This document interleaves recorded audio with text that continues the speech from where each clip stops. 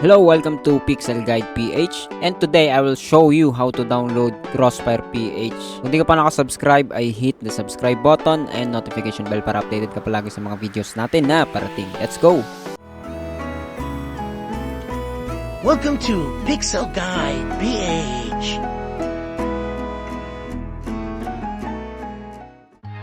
Yun na nga mga tol. Para makapag-download ng Crossfire PH, punta muna tayo sa Google at i-search po natin ang Game Club Crossfire Download. Kapag ka sinerch po natin ito at makita ang mga result, ay piliin yung pinakaunang link, yung may download na word. At mapupunta po tayo sa download page ni Game Club. Huwag kayong mag-alala, madali lang itong hanapin. Meron din download button dito sa kanilang pinaka website. At sa pinakaibaba nga ay makikita ninyo maging ang PC specification requirements. Nandyan yung minimum requirements at recommended. So huwag kayong mag-alala, usually ang mga computers nowadays ay pasado naman sa requirement ni Crossfire PH.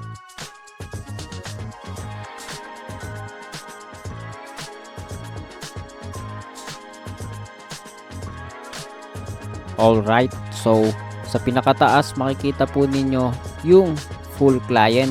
Ito ay recommended para dun sa mga may mabibilis ng internet. Pero sa mabagal naman ay itong 6 part.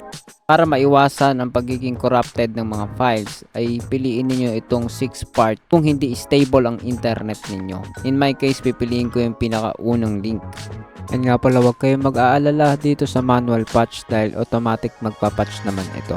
Pero kung gusto ninyong i-manual patch, pwede naman ninyong i-download yung manual patch. So yun na nga, download na natin itong full client, at makikita ninyo ay sinisave ko na ito. Usually sa mga browser ay mabagal po ang pagda-download or yung pinaka-download speed nito. In my case, ida-download ko itong file gamit ang IDM.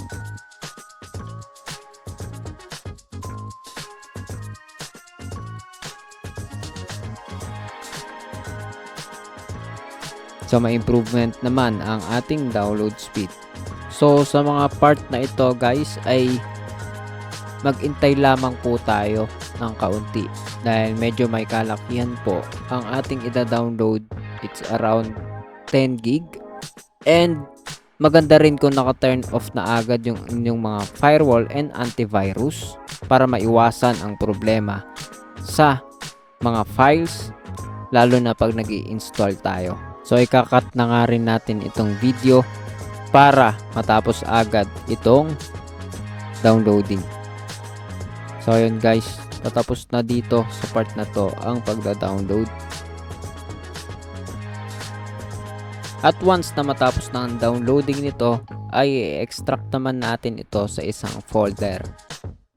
So yun guys, mag-create ka lang ng folder sa iyong desktop or kung saan man at i-extract mo ito. Pwede kang gumamit ng WinRAR or 7-zip.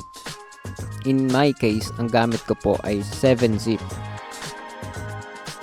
At napakadali lang din ito gawin. I-drag mo lang ito gamit na right click at extract here. At ito nga ay mag-e-extract at hintayin mo lamang para ang mga files ay malagay doon sa folder na kinreate natin. At yun nga mga tol, after nang ma-extract ng mga files nito ay open mo lang ang folder at pwede mo nang i-run ang Crossfire installer. Mangyaring pindutin mo lang ang yes kapag nagtanong ito. Bago natin i-install talaga ito ay pumunta kayo sa inyong mga antivirus kung meron at ilagay po ninyo ito sa exception. Kinopy-paste lang natin guys yung directory location ng pag-i-install ng Crossfire sa exception. Yun yung i-add natin sa exception para hindi ito ma-detect as false positive or mapagkamalan na virus. Nag-sure na tayo para walang problema. So para dun sa mga gustong malaman kung paano mag-add exception sa kanilang mga antivirus, kung ano bang antivirus ang gamit ninyo, gagawa natin ng video yan, or ibibigay ko dyan sa description or sa comment section yung link natin kung paano mag-customize ng ating mga computer settings sa firewall at sa antivirus na nakalagay dun sa isa nating YouTube channel na iMustPH. Pero guys, dito pwede rin tayo mag-create ng video later about sa mga bagay na yan. Pero hopefully wala po tayong maging problema dito sa pag-install natin ngayon. And dun sa mga subscriber natin na mapupunta dito sa YouTube channel natin na Pixel Guide PH. Guys, dito na po tayo mag-upload starting today or starting now ng mga tutorials natin. Dito na natin i-continue at hindi na po tayo mag-upload doon sa iMustPH kundi dito na po. So yun lang, hintayin lang natin tong installation. So after ng mga ginawa natin kanina ay ni-next na natin, tinuloy-tuloy lang natin yung installation process at ito na nga ay kailangan nating hintayin at tapusin.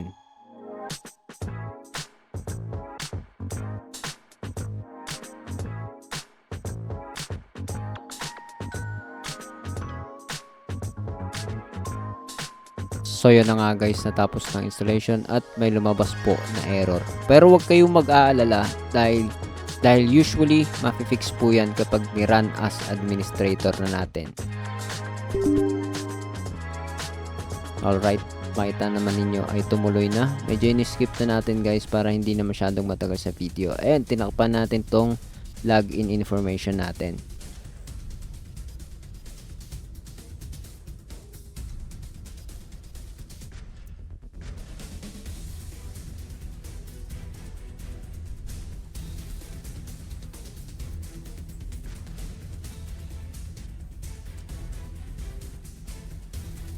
And Viola, yan na guys, gumagana na lang maayos ang ating Crossfire.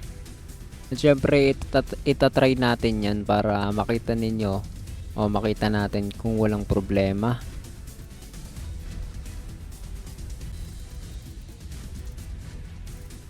And as you can see, kahit ano pong gawin natin dito sa Crossfire ay ayos naman, ayos na ayos. So yan, inayos lang natin ng konti. Dito yung storage natin.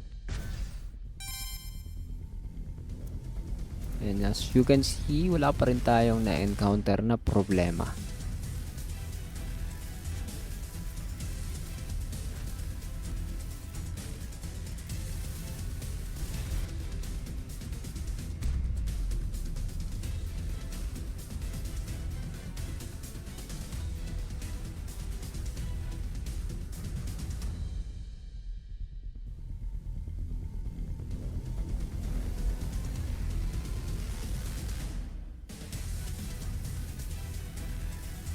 Dito sa part na to ay hindi na tayo tutuloy sa rank kasi medyo matagal maghanap ng game dito. So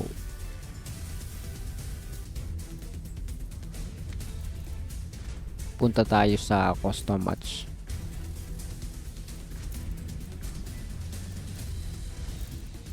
So watch out nga din pala dun sa mga matagal ng player ng Crossfire since nirelease to sa Philippines.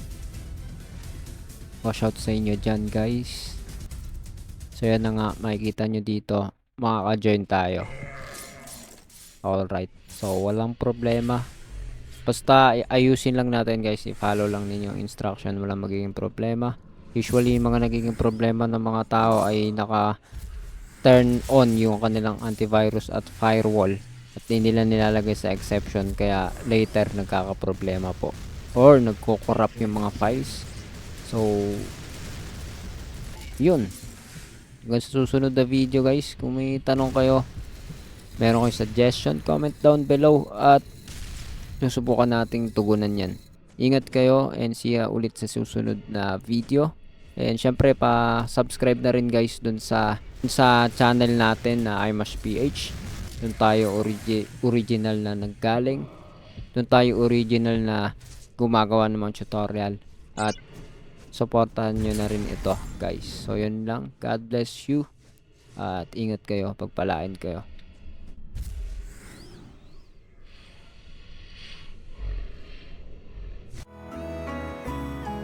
Alright, God bless you. Watch my other video, subscribe for more, or visit my other channel.